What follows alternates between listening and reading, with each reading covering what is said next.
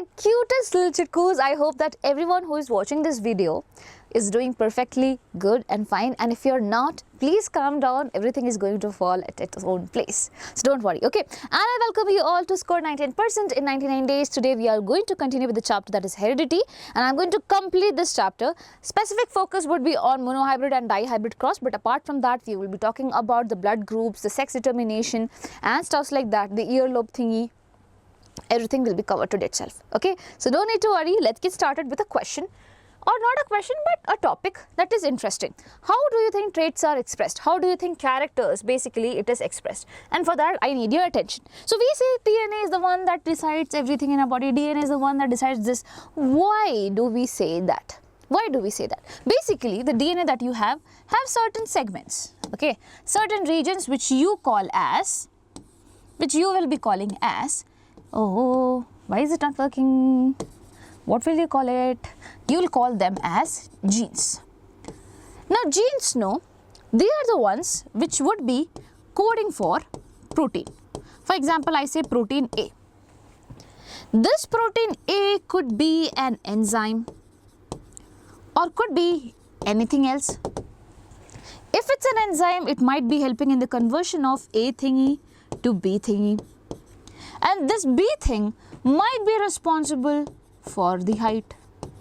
And height is what, children? Height is a trait. So in a way, rather than saying this, can't I just say genes are the one that is responsible for trait? I'm not bothered about the whole process. Rather, every time I'll say that genes are the ones responsible for trait. Well, if you want to define it properly, how will you say genes are the one that codes for protein, and these proteins could be used in the making of things that would be designing our trait. So for example, okay, this is a gene that is there in the plant tissue, okay? Now this gene is coding for a protein, an enzyme. It's an enzyme, and this particular enzyme is going to help in the formation of plant growth hormone. Now when I have plant growth hormone, that's when the plant will grow, and that's when it will be tall. So in this way, this gene is making this plant, what, children? Tall. Suppose the protein that it is coding is protein B, and with the help of protein B, it is going to make an enzyme with the help of which it is not able to produce as much plant hormone as this was producing. This is producing just a little amount of plant hormone.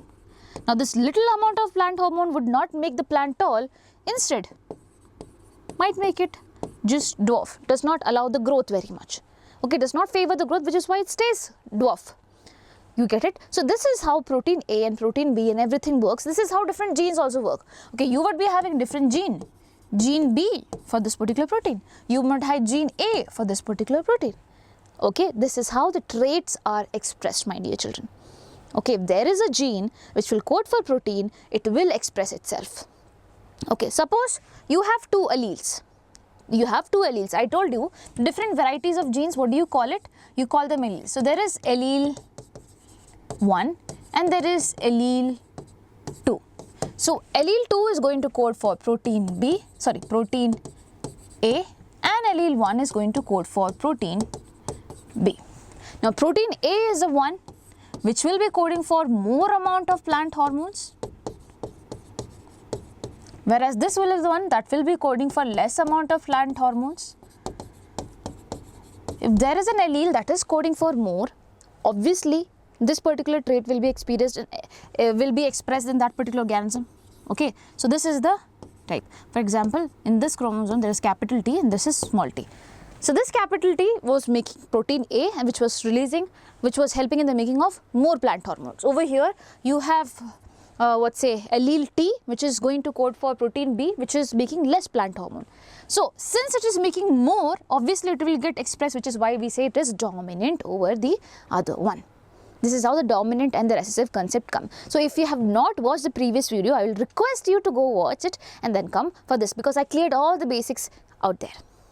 Cool?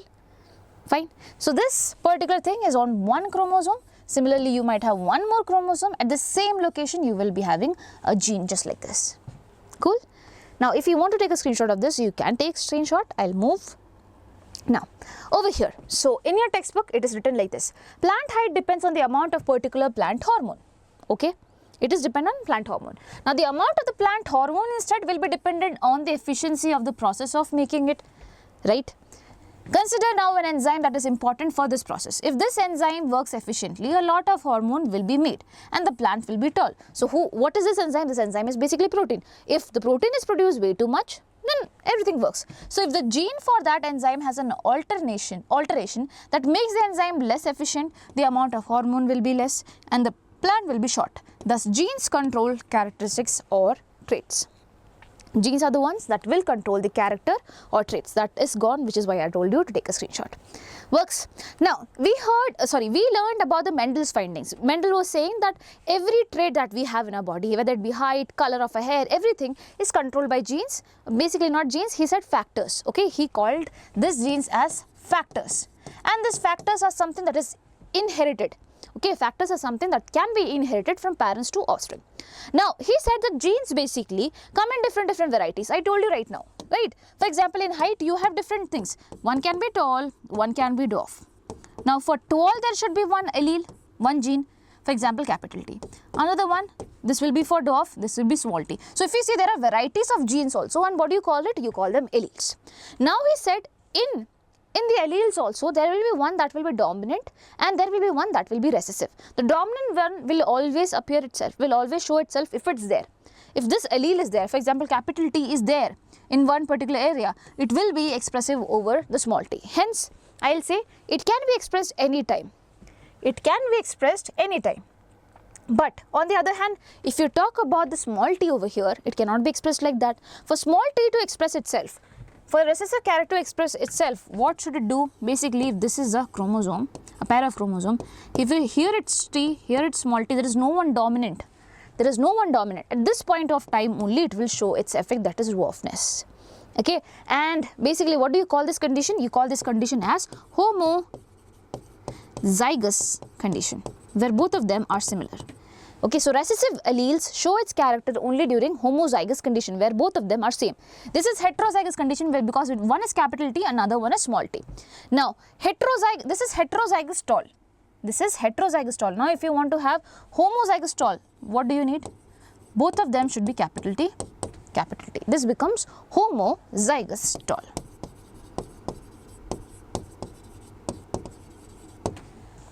Works? So, alleles are of two types, dominant alleles and recessive allele. Dominant being expressed over recessive alleles are the one expressed when no dominant allele is present. So, these were the findings, we discussed it. Now, why did I talk about these findings? Because you need it over here. So, how did he come up with these findings? He actually experimented on something that is known as pea plants, which is also known as, I told you in the previous class, it is also known as Pisum sativa.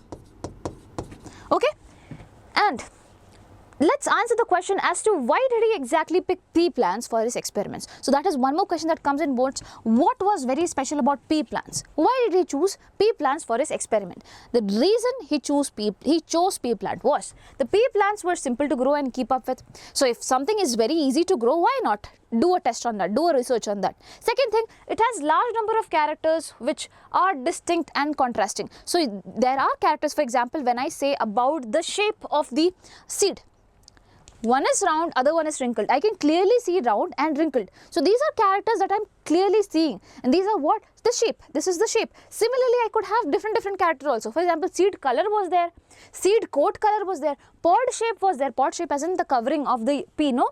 That is pod. So pod color was there, flower position was there, height was there. Everyone, if you see, have a contrasting trait. That is, one will be dominant and other one will be recessive over here. So they had clear contrasting traits, which is why it was easy to understand things. So it has a large number of characters which were distinct and contrasting. Because the pea plant is an annual plant. Annual plant is, as in 1 year only, it will complete its life cycle completely. So it is possible to study more and more generations in a relatively shorter period of. So they will reproduce during this particular point of time. I don't have to wait for years for them to reproduce. So it's an annual plant, so it becomes easy for me to see what type of offspring will be produced. Will the offspring contain the character of both the parents or not? Everything could be studied at one go. Now, peas are naturally self-pollinating, but they can also be pollinated by other plants. So basically, every time I do not want to pollinate the plants artificially. if a plant is self-pollinating, okay, it is taking, it has bisexual flowers. So basically from this stamen, the male part, the pollen is going to the stigma, pollination is happening naturally, so it's all good for me. So these were the few points why he chose the pea plants. Okay, these were the few points why he chose the pea plants. And I would definitely recommend you to have an understanding of the dominant traits. To have an understanding of the dominant traits. Height in tall is a dominant trait. In shape, round is a dominant trait. In the seed color, even though we have green pea always, please remember, yellow one is dominant. Okay, seed coat color is something different. Okay, and then you have pod shape. Okay, pod shape, there is inflated, as in it is, if you have a pea, if you see for a good pea, it looks like this. There is enough space over here. Whereas constricted one will be looking like this, which is like dry. That is the recessive trait. Now pod color, green one only we eat, so yellow is also there, that is recessive. Flower position, axial and terminal is there. Terminal as in, it will be, the flower will be over here at the tip, whereas axial as in the flower will be towards the side. So these are the certain features, and axial one is dominant. So I hope you remember this. Instead of seed coat color, you can remember the flower color. The flower color. In flower color, violet is dominant, whereas white is recessive.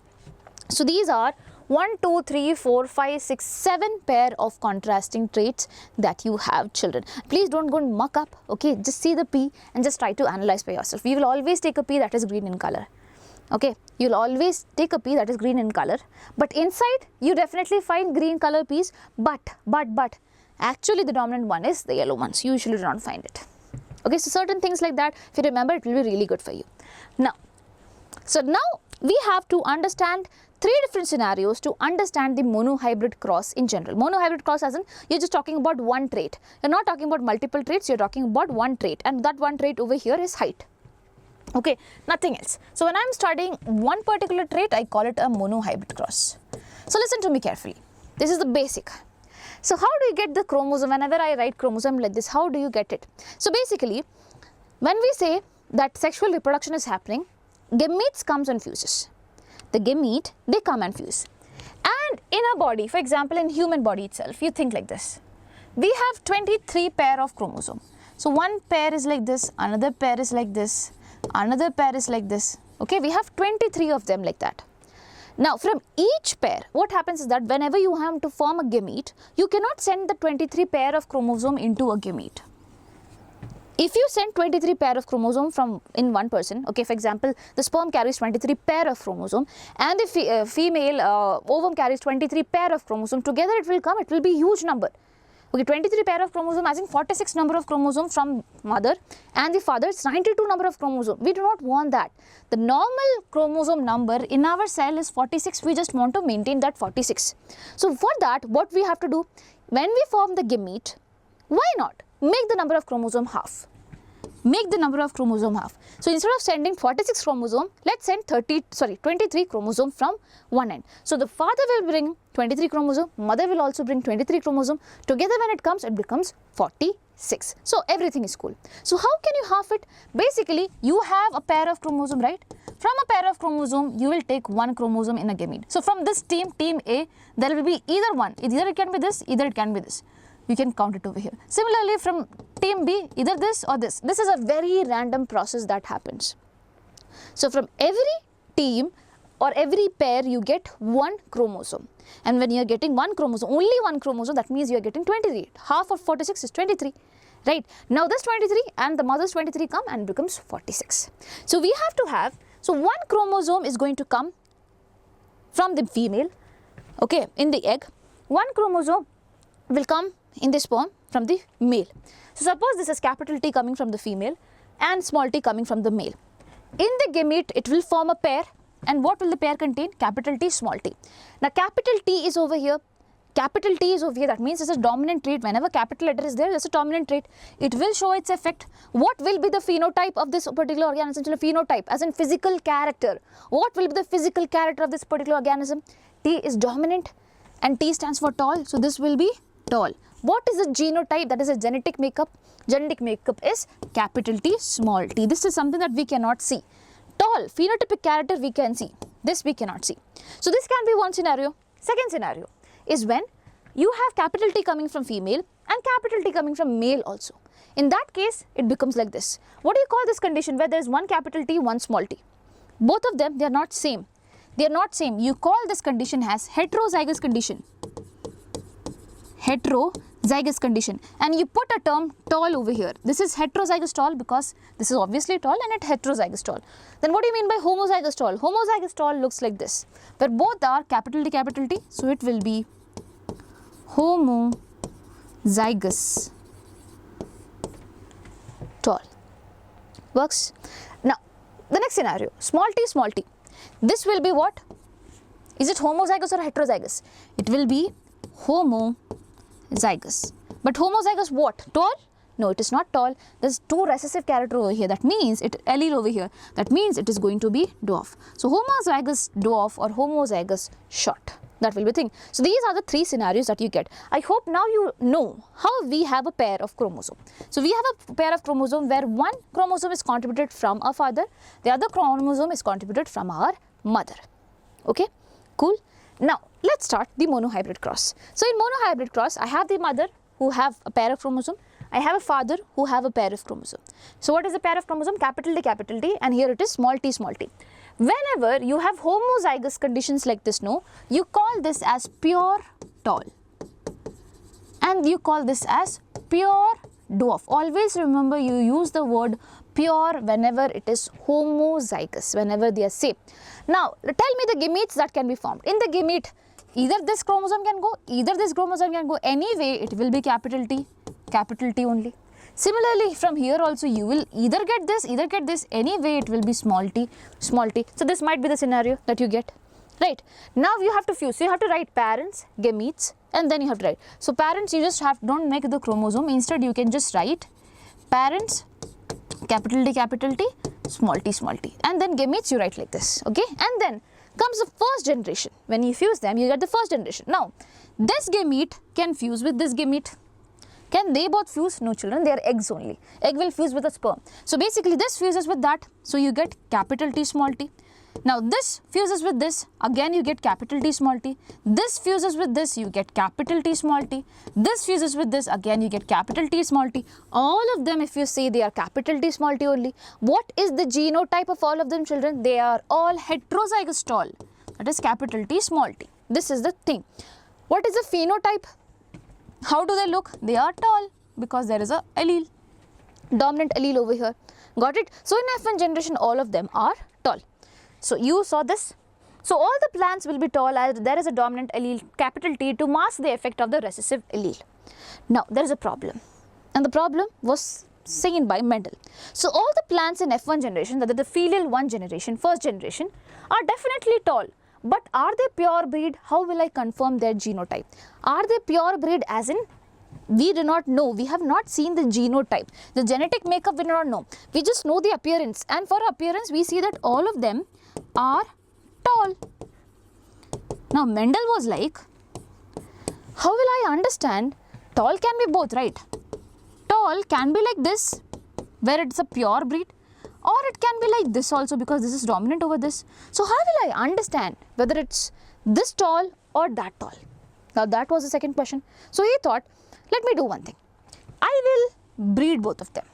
I will breed the progeny itself. This is known as selfing. This is known as selfing.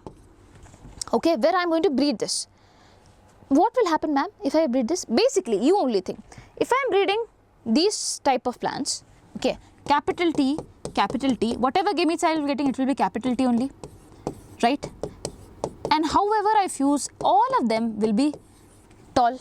All of them, all the progenies, all the 1 of them will be tall. But over here, when I am going to fuse them, you see the magic. Okay, when I am going to fertilize, then let's see the magic. So over here, we have, where is it? Okay. One very important thing before that. So children, at Diksha, we are having Diksha Scholastic Aptitude Test. I'm really sorry to talk about it in between, but yes. So if you're someone who is confused regarding what stream you should be choosing, So there is a perfect platform for you. There's a link given below in the description box. Click on that and then you have to fill the form. Why this is useful? Because there will be 60 minutes lecture and after that there will be an aptitude test, after which you would be having a one-on-one counseling with a counselor who would tell you that which stream could choose the best for you. So if you are someone who is confused, this will be a very good opportunity for you, so do not miss that. And with that, we come back over here where we are going to fuse them. Okay, so let's see. So now the mother is like this, the father is like this. You took one female plant, you took one male plant. And now the gametes, can you tell me? The gametes can be either capital T or it can be small t. Similarly, capital T or it can be small t. Now if you want to make the fusion, you make the fusion. So let's make that first. So over here, this is the condition. And now let's fuse it. Now let's fuse it. So over here, this sperm can go, so it's capital T only. This and this can go, so it will be capital T small t. This and this can go, so it will be capital T small t. Always write the capital letter first, okay? Then this and this, you get small t, small t. Okay, now I see certain variety. This will be tall, agree, because both of them are tall. This is homozygous tall, this is pure bead tall. What about this? This is also tall because capital T is there. Dominant allele is there. This is also tall. What about this guy? Shorty. This will be dwarf. This will be dwarf.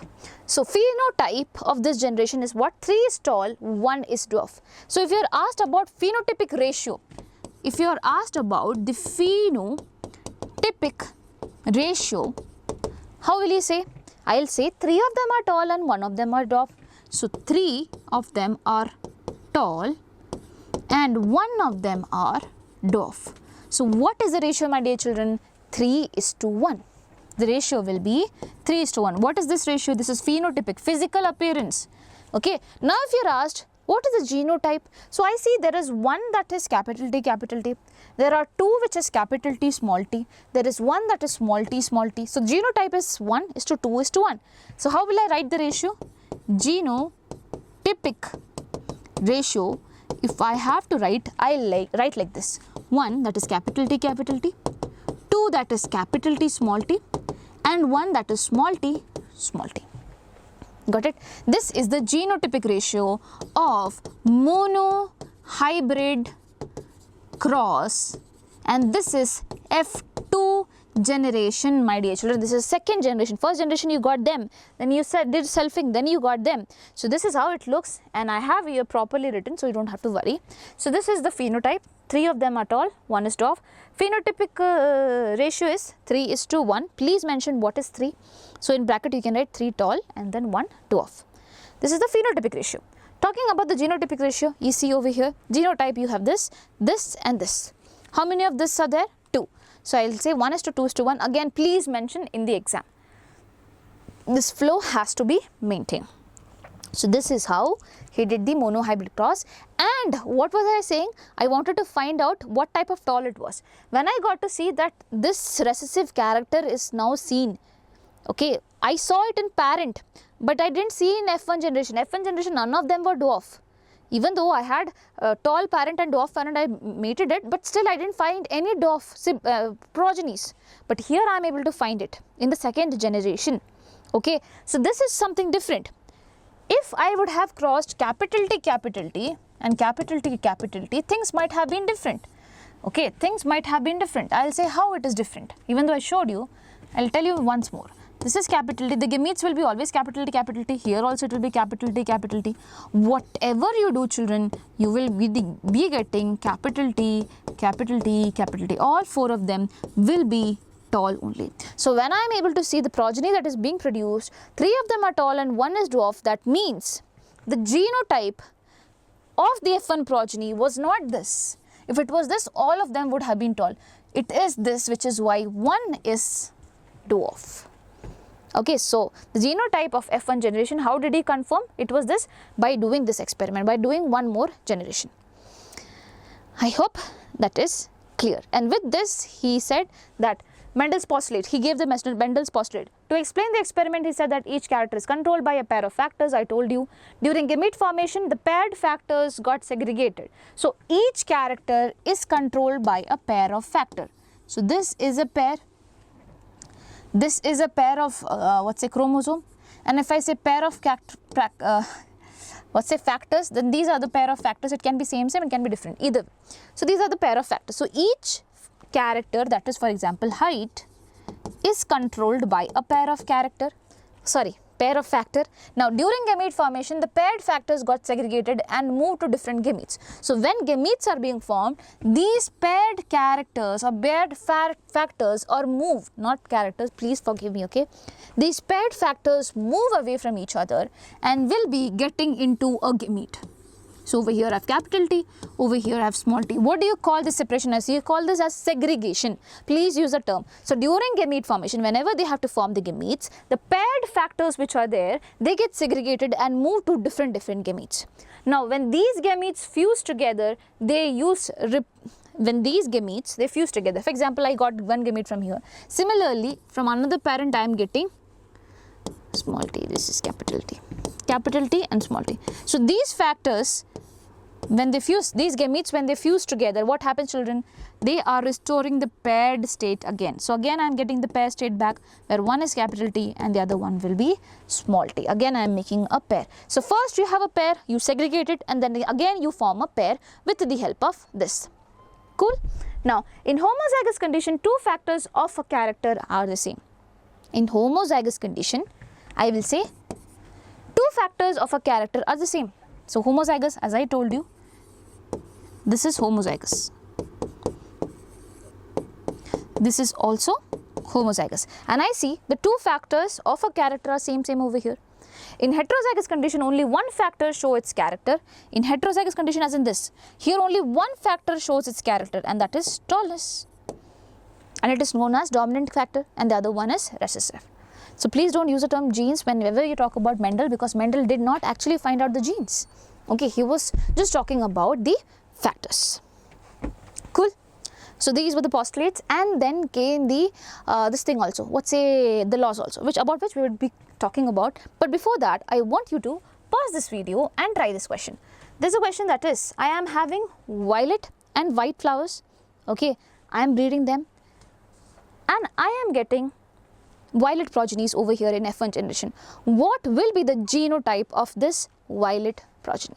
Do that and tell me in the comment section. Okay, what will be the genotype of F1 progeny which are all violet?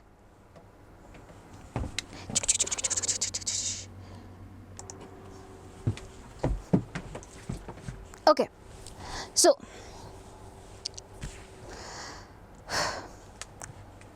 fine. So if you are not able to find out, I can tell you the answer. I can tell you the answer, but I really wanted you to try. So over here, violet flowers and white flowers are written. So, and we already know that basically violet is a dominant trait. We studied about it. But even if you do not know, you see in F1 progeny, all of them are violet.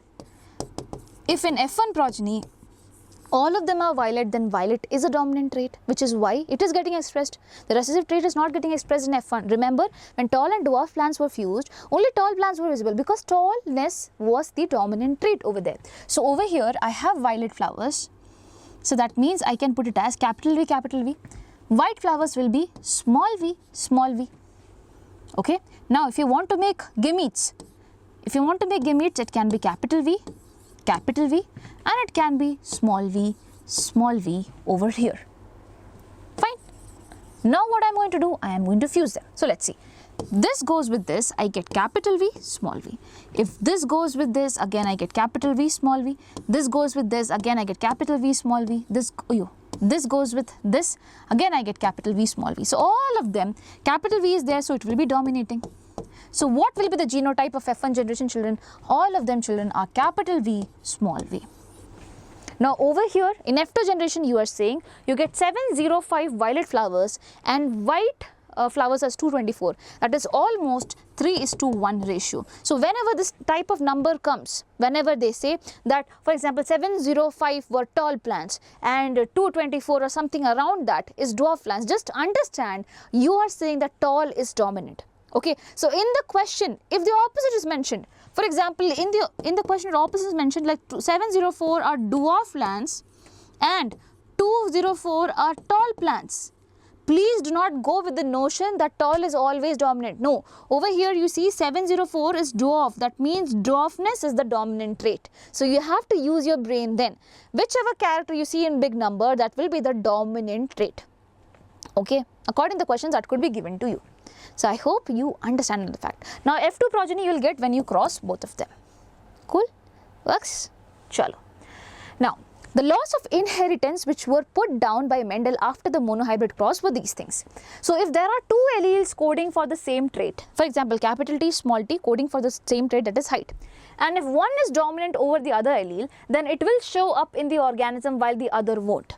And if one is dominant in capital T, small t, if one is dominant, then this character will be shown in the organism while the other would not be shown. This is known as law of dominance. This is the first law that he put.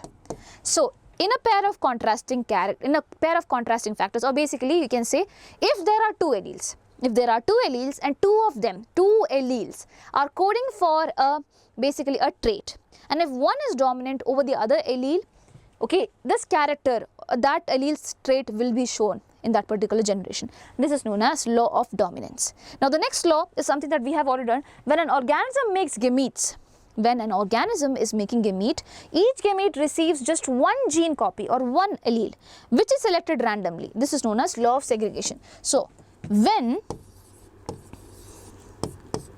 this is a pair, when I want to form a gamete,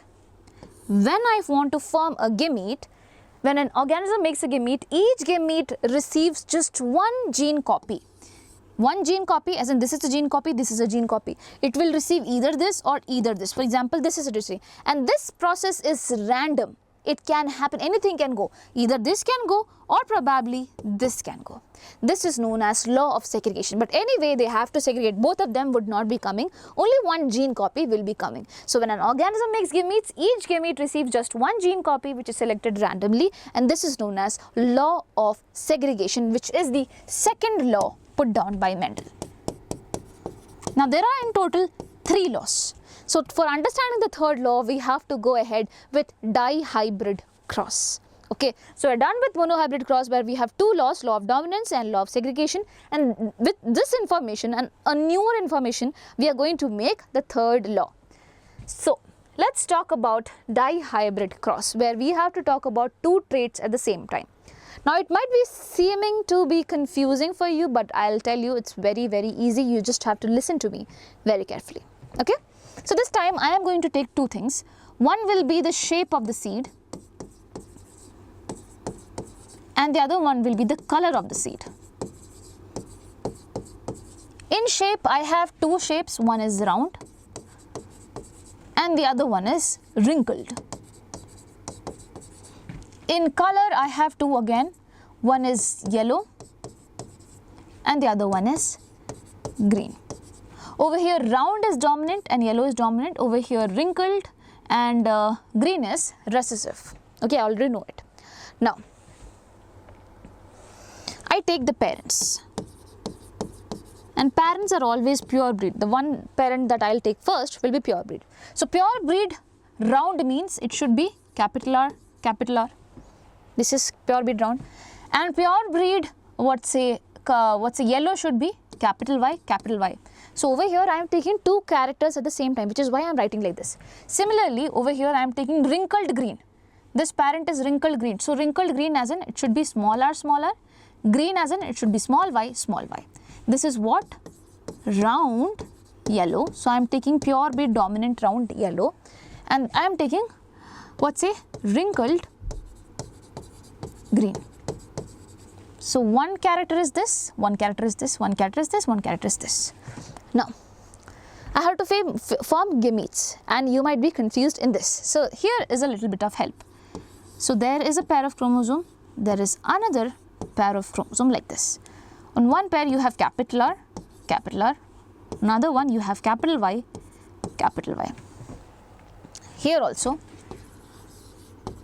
in one pair you have small r, in other one you have small y, small y. Now, to form the gametes, you need one from a pair. From each pair, you said in law of segregation, only one will be going, one gene copy you can go.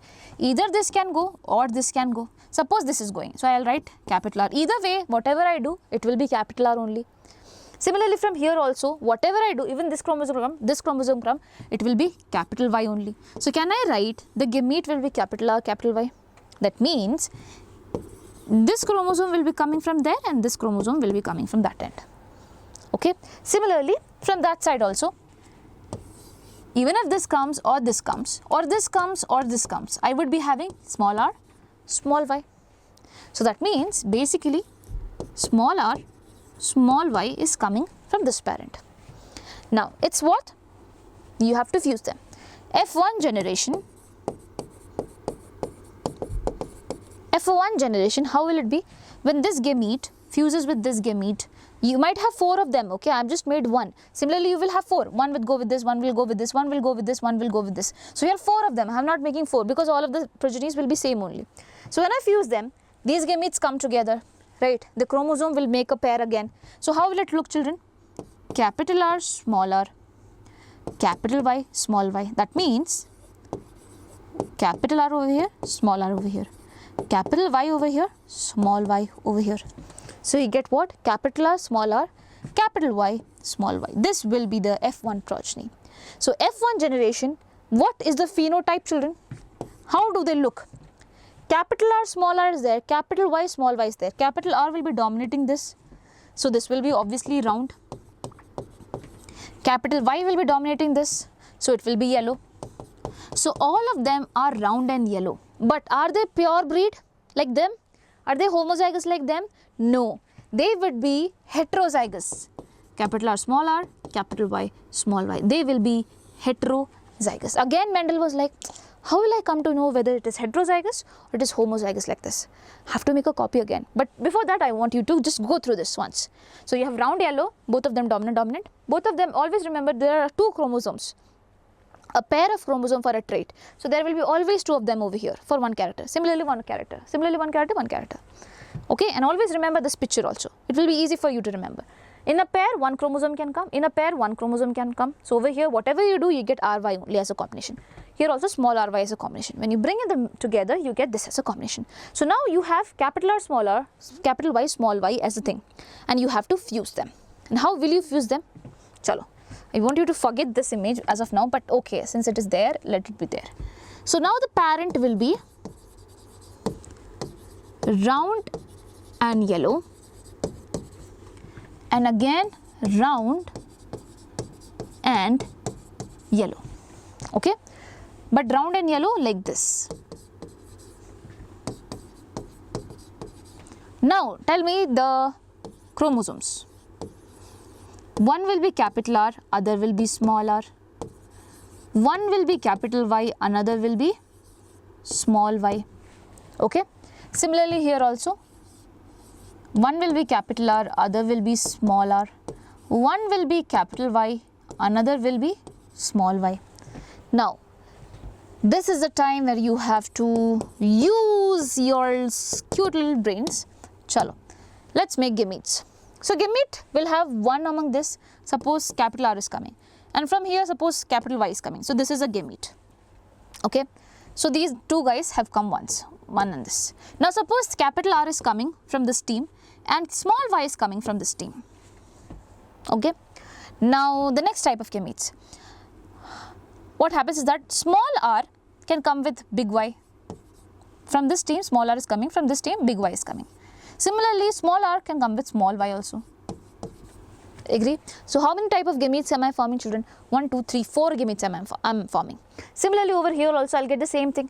This guy will also come like this. So I will again get 4 gametes. What are those? Capital R, small, capital Y, capital R, small y, small r, capital Y, and small r, small y. Okay, now I have to make a fusion. So I have to have combinations like this. It will be too confusing. So what do? I use a Punnett square for that. Okay, I'll use a Punnett square for that, which looks like this. Punnett is a person's name who made up this thing. Okay, so basically over here I'll write the gametes. These gametes on one side, the other gametes on other side. So this is male, this is female, either way. This is male, female, either way. Okay, so this is male, this is female, gametes over here. Now I'll try to fuse it. So when I try to fuse it, I'll get different combinations. Let's see. Ayo, why it is not zooming? Just a second.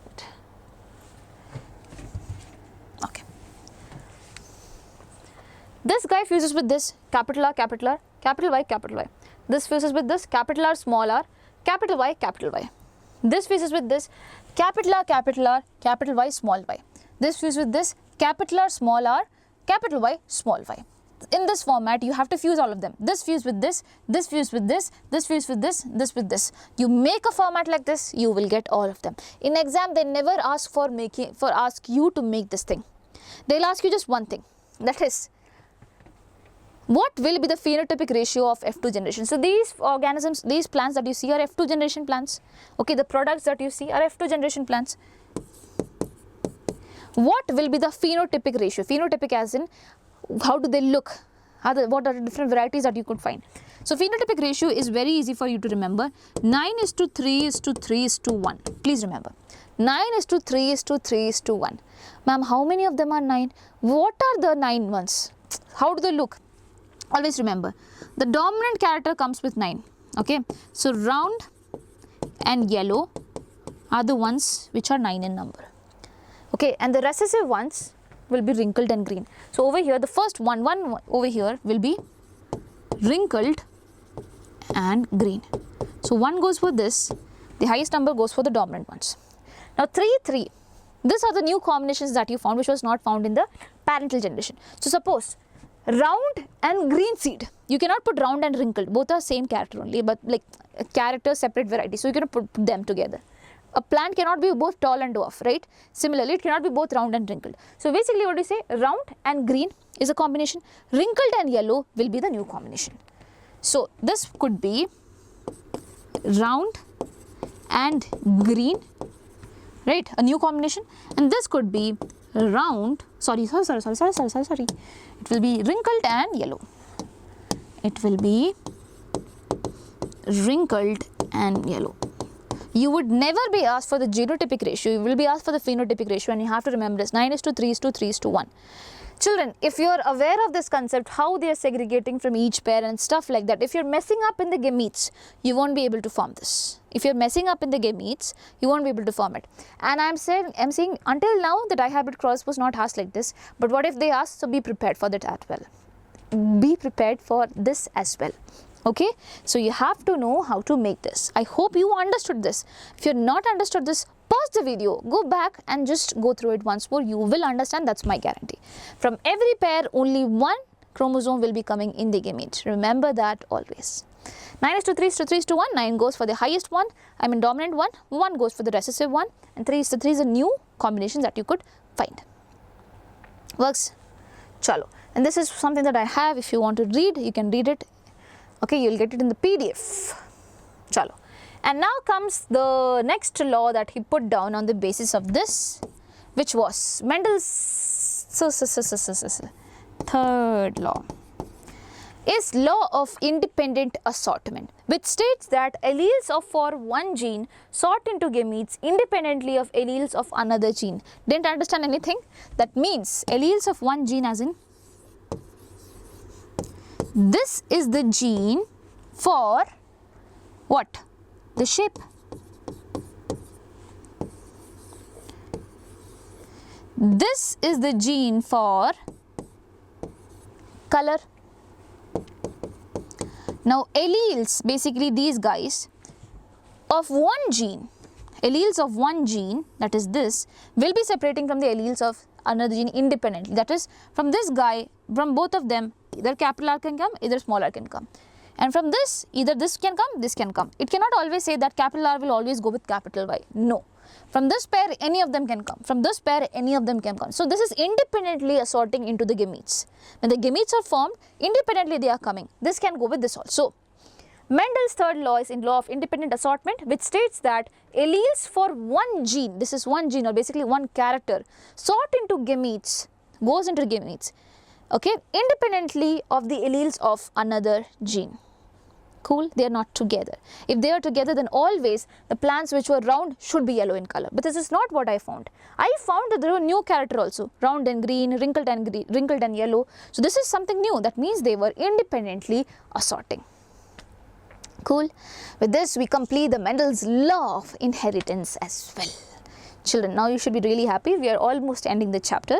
Okay, and I hope you're understanding things as well. Now, sex determination in human beings, a very important topic asked almost all the times, maybe to create awareness.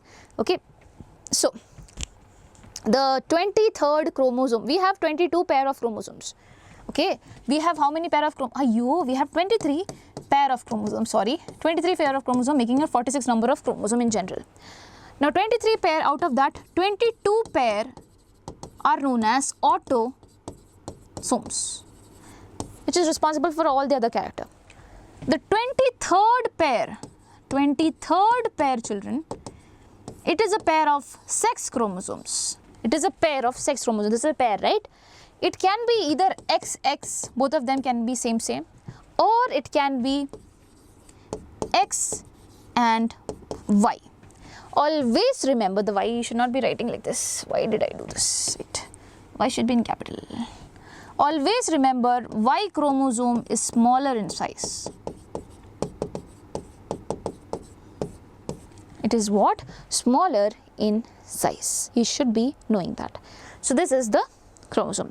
Now over here we have to determine the sex of the organism. For example, me. I will be having 22 pair of chromosome, and what will be the 23rd pair? It will be X and X. This is me. Okay, so mothers always will be having X and X chromosome. Father will always have X and Y chromosome. Y is always shorter, remember that. Now when gametes are being formed, okay, gamete will have X or X. There is no option for mothers. They will always give X only. For fathers, there is an option, not an option that they can choose. Okay, I am just telling you in random basis. So either they can pass X chromosome in the sperm, or they can pass Y chromosome in the sperm. Suppose X chromosome has come. So X goes with this X, gives you XX only. X goes with another X, always gives you XS. So it will be girl only. But now Y is coming. So Y with this X and Y with this X, either way it will be boy. So how much percentage chances is there for a boy child or a girl child to be produced? In the case of human beings, it is always 50% chance. 50% time it could be boys, 50% time it could be girls. Now there's a very famous question that is being asked, and I feel so bad while saying it, but okay. They ask you, mothers are always blamed for the determination of sex of a child. Is it true or false? The answer is, it is false. Okay, mothers are blamed for the sex of the child. Is it scientifically proven? Basically, it is false. Why? Because they will be always contributing X and X. It is a father who will be contributing X and Y, which is why mothers should not be blamed. Why this concept is put in your NCERT is because women were blamed for no reason before. No one knew the scientific thingy there. Now, that does not mean you can blame a man for this, because man is also not aware of this happening. This is an internal structure, internal thing that is happening in their body.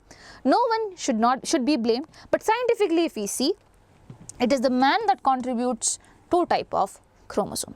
But as I said, it won't be correct to say anyone should be blamed. But in your answers, according to your NCERT, you have to write that mothers should not be blamed, because it is there in your NCERT. And the scientific reason why their sexes are different is because they are contributing two different type of chromosomes. So there are two different type of gametes being formed. Since there are two different type of gametes being formed, you call them heterogametic. Males, basically they are heterogametic and they are homogametic. Okay, I hope that is clear. Now, crocodiles. Okay, sex determination in certain reptiles. So it is very cool. Okay, so in the case of certain reptiles like crocodiles, some type of lizards, and some turtles also. Okay, what happens is that there is temperature dependent sex determination. As in, if they are basically laying their egg and not incubating at particular temperature, the sex might change. For example, low temperature if we are keeping below 31 degrees Celsius, the egg will develop into females. If you are putting in high temperature, it will be forming males. So this is temperature dependent sex determination that happens. So they can arrange their eggs in an order, they can keep it like that, where low temperature is there, where high temperature is there, and then accordingly the female and the male will be produced. Now how it is determining, basically there are so many enzymes, hormones being there, which is temperature specific, and it acts like that, which is why all these changes are occurring in their body. This is in the case of certain reptiles like crocodiles and things like that. Now there is one more case about snails. Snails, they can change their sex. Snails usually can change their sex from male to female. Okay, they can change their sex as well. So their sex determination is also something very much different. So just have a thought of that. I just wanted to tell you that. Okay, just remember that there is different methods of sex determination as well, apart from the chromosomal methods. Now the last topic of this particular class is blood group, which is given in the form of questions to you but not explained. So I thought I'll explain it. Listen to me carefully. So until now we studied about two alleles, one character, two allele, tall, dwarf, that's all. But in the case of blood group, they have multiple alleles. One allele is IA, okay, the other allele is IB, and the other allele is IO. So how many alleles do you have? You have 3 alleles. What do I mean by alleles? Basically, if I say like this, it will be IA, okay, this is 1, IB, this is 2, and IO, this is 3. Fine. Now listen to me carefully. When I say that a person has a blood group, okay, I'll just remove this and I'll say if the person has blood group as A, first scenario, that means the condition can be like this, where both of them are IA. In this case, it will be A blood group.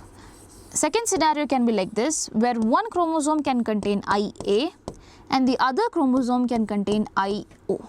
Still it will be A blood group. Why? What do you understand from this? That A is dominant over O. That A is dominant over O. So I'll write it. A is dominant over O. Okay. Now suppose the person has B blood group. Over here, either it can be IB here in both the chromosome, or it can be IB again IO. That means this is also dominant over O. So B is dominant over O. So what do I understand? That A and B both are dominant over O. That means O is a recessive trait. And if O is a recessive trait, it will be expressed when, children? It will be expressed only when both of them are O. So this allele should be IO, this also should be IO. That's when you get O blood group. But there is one more blood group. What is that blood group? AB blood group. When do you get that blood group? That's when one is A and the other one is B. So ma'am, someone A should be dominant or B should be dominant, right? No, children. Over here, basically, both of them are dominant to each other. So we'll say A and B are co-dominant. What are they? They are co-dominant. To co-parenting like that, you have co-dominance. Cool? So suppose my blood group is A. If you are asked that your blood group is A, what can be your parent's blood group? If you are asked like that, then what will you do? What will you do? And how will you tell that answer? Now I don't have any space. I will make it here. Okay? If A blood group is there, what is the possible genotype of the parent? That could be the question. So possible genotype of the parent can be like this. It can be IA, okay, and this parent can be also IA. In that way, all of them, if you fuse whatever you do, it will be A. This is one. Okay. Second scenario, it can be IA, IO over here. In that case, what will happen? This will give you IA, this will give you IO, this will give you IA, this will give you IO. Now when you fuse, you get IA, IA, this is A blood group. When you fuse this with this, you get IA, IO, this is again A blood group. When you fuse this with this, again same thing, IA, IO, again A blood group. This with this, IO, IO, this is O blood group. But anyways, my blood group is A and I got it. 3 of them are A, so probably I can be either of the 3. So this is one type. Next thing, what you can do? What is the next possible genotype that the parent can have? It can be, one parent can be IA, IO, other parent can be just O blood group. In that case also what will happen? Suppose these are the gametes.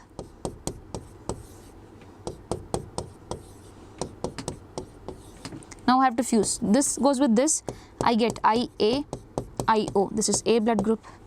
This goes with this, again I get IA, IO, this is A blood group. This goes with this, I get IO, IO. This goes with this, I get IO, IO. This is O blood group, O blood group. But anyways, at least I got this. So this can be one possible genotype. So your parent can be A positive, sorry, not positive, A blood group, A blood group. Here also they can be A blood group, A blood group. Your parent can be A blood group, other parent can be O blood group. Now what? Any other more genotypes? You have to tell all the genotypes. There is a question that comes like that. How will you explain? You have to know certain things. Okay. Next combination that can be found is, suppose this is IA, this is IA and this is IB. Your parent is AB blood group, one parent, okay. The other parent is IO, IO, that is O blood group. Again, what you can do is, what? Tell me. IA is there, IB is there, IO is there, IO is there. When you fuse this with this, you get what? Children, this is O, this is also O. You get IA, IO, this is A blood group. When you fuse this with this, again you get IA, IO, this is again A blood group. When you fuse this with this, you get IB, IO. This with this, you get IB, IO. This is B blood group, but still you have got A blood group. So this can be also a scenario. This can be a scenario. Don't think that B is produced, that's why it's not a scenario. Right? You got it? Now, something else. Can you think of something else also? There's so many. I can tell you 2 more. This is one, this is one, this is one, this is one, and one more. Chalo. I took AB. I took A. I'll take one more. This time I'll take. Where shall I take? That's a problem. There is no space. Okay, I'll make it somewhere over here. It's AB. Over here I took O blood group, right? Over here, what if I take IA, IO, again A blood group. Okay, so what will I get? IA is there, IB is there, IA is there, IO is there. When I fuse this with this, I get IA, IA, that is A blood group. When I fuse this with this, I get IA and then IO, again A blood group. When I fuse this with this, I get IA, IB, that is AB blood group. When I fuse this with this, I get IB, IO, that is B blood group. But at least I got A blood group. Now there is one more scenario. Can you guess that? There is one more scenario where one parent is like this and the other parent is like, what say? The other parent will be, this is A and O, right? So I can write B and IO. So this is B blood group parent and this is AB blood group parent. Still the child can be A positive. How? When this and this comes together, you get IA, IB. This is AB blood group. When this and this comes together, I get IA, IO. This is A blood group. When this and this comes together, I get IB, IB, B blood group, and this IB, IO, this is B blood group. But again, I found A blood group. So how many different genotypes are possible, children? This is possible, this is possible, okay? Your parent can, both of them can be AA. Your parent can be A and O, okay? Your parent can be AB, another parent can be O. Your parent can be AB, another parent can be A. Your parent can be AB, another parent can be B. Any way you do, you will get this only. So if you know this funda, who is dominant over the other, you will understand things. If you do not know it, it becomes a lot more difficult. But you have to practice it. Okay, what you can do is, what you can do is, you can ask your, okay, you have your blood group, okay, try to find out your parents' blood group. Try to find out your parents' group and check with your sibling also. Check with your sibling also. Okay, what is his blood group, and then with the help of both you can try to find out your parents' blood group as well. It will be really, really fun. So my blood group is A, so I try to find out my parents' blood group. It can be any of this. It can be any of this, and I'll tell you what's my parent blood group. My parents' blood group is, my mother is AB and my father is A. My mother is AB and my father is A. My father can be A like this, or probably my father can be IA like this also. I never know. My brother's blood group is also A, so I do not know. Anything can be possible. Okay, works. Cool. So, if the scenario was both of my parents have AB blood group. Both of the parents have AB blood group. Can the child be O? Can the child be O? No. So this is coded by IA, this is coded by IB, this is coded by IA, this is coded by IB. There is no chance that O will come. Okay? But in this case, if I say my parent is AB and my other parent is A, either it can be this, either it can be this. In this case also you won't get O. In this case also you won't get O, because O, there is one dominant over here, no? So anyways, if O comes over here, there will be dominant thingy that will be dominant over the O. Got it? Fine? Chalo. So with that we are ending. And this one last thing, that is about earlobes. Always know that you have free and attached earlobe. The free that comes, no, mine is attached. Over here we can see that it is attached. If it is free, different, like if it is like this, there is a distance between this, there is a kind of cleft between this is known as free. Okay, and free one is the dominant one. Free earlobe is the dominant earlobe. Okay. Now, one last thing, again, if you are someone who is confused regarding what stream you should be choosing after your 10th grade, then you can opt for Diksha's Scholastic Aptitude Test, where there will be a 60 minutes lecture, my dear children, and then an aptitude test, and then one-on-one counseling, where the counselor would be guiding you for what stream could be choosing, what would be the best for you, okay? And if you want to know more details about it, the link will be given in the description box. You can click on that. Okay, and it's a fun activity. Do let me know if you have any doubts regarding the chapter that I taught right now. Tomorrow there will be a previous year question session, okay, where I'll be solving certain questions from this chapter, which has come in the form of PYQ, and then I will be seeing you on Sunday with another mock test of the same chapter. On Saturday, I will be doing the revision for this chapter in a fast pace. So if you want to get into the revision, you can come for Saturday's class also. Works. So that's all, my champions. If you like this video, do not forget to subscribe to our channel, that is Diksha Vedantu, and do not forget to put down your valuable comments in the description box. So thanks a lot. God bless you all. Lots and love. Bye bye.